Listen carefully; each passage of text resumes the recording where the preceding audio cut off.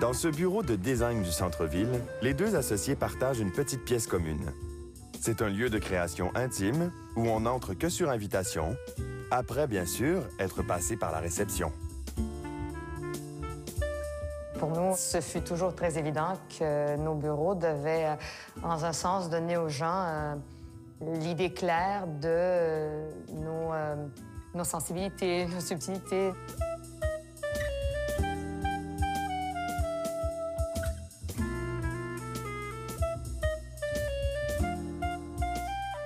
C'est ouvert à tous lorsqu'on rentre. Et plus on rentre, plus on pénètre l'espace, plus c'est intime.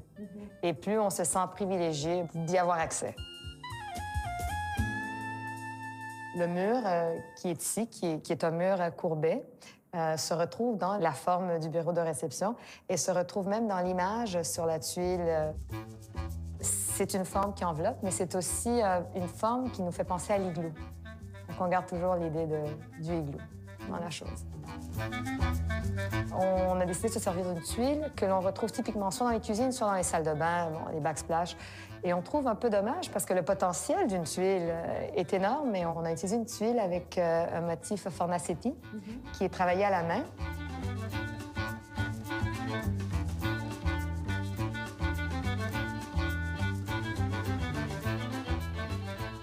On voulait créer une ambiance intime, confortable, qui reflétait réellement nos goûts spécifiques. Donc, on peut voir que, comparativement à ce qui se passe à l'avant, le gris et le blanc, on est un peu plus audacieux ici à l'arrière. C'était l'idée du vieux bureau traditionnel anglais, avec la bibliothèque, avec un peu l'idée d'exposer ce qu'on tuait lors de nos chasses. Bon, cette idée-là. Par la suite, le vert, on l'a utilisé parce que c'était le complément au rose qui se retrouvait dans le papier peint. Il y aurait pu avoir mille et une façons d'avoir un aménagement de ce bureau-ci, mais on a décidé d'avoir nos bureaux l'un à côté de l'autre, mais on ne voulait pas perdre nos identités. Donc, même si c'est exactement le même bureau, si on jette un coup d'œil, on voit vite fait que le mien est différent de celui d'Alain. C'est sûr, je fais ça avec les accessoires, avec les choix. Donc, nous avons chacun sur nos bureaux et derrière nos bureaux des objets qui nous sont particuliers. On trouvait que des grands bureaux, ça fait plutôt avocat, ça fait plutôt fiscaliste. Encore une fois, pour nous, fallait que ça ait une allure un petit peu plus subtile. Donc, c'est moderne comme morceau, c'est contemporain. Et ça fait aussi un peu partie de la façon qu'on fonctionne, c'est d'avoir des morceaux retrouvés, des morceaux neufs, des morceaux qu'on reconnaît sûrement, des morceaux Ikea, ici à l'arrière, résidentiels. Qu'est-ce qui, ici, parle vraiment de vous? Je crois que la tasse qui est sur mon bureau, qui est une tasse qui a été dessinée par Walter Gropius du Bauhaus, ma petite boîte de chocolat Fauchon. Et ce qui est intéressant, c'est que j'aime utiliser mes objets. Je mets mes paperclips et mes petits post-its dedans.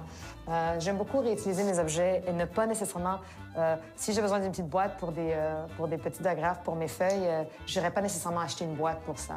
Je suis sûre que je vais trouver quelque chose qui... Comme par exemple, même mon truc pour mes crayons, c'est un petit verre à brosse à dents. C'est juste des trucs que moi, je trouve bien, qui me ressemblent, que j'adapte dans mes espaces. Et j'encourage les gens avec qui on travaille de réellement utiliser des items qui sont importants pour eux. Voici comment ces deux designers se sont créés un univers chaleureux et personnel.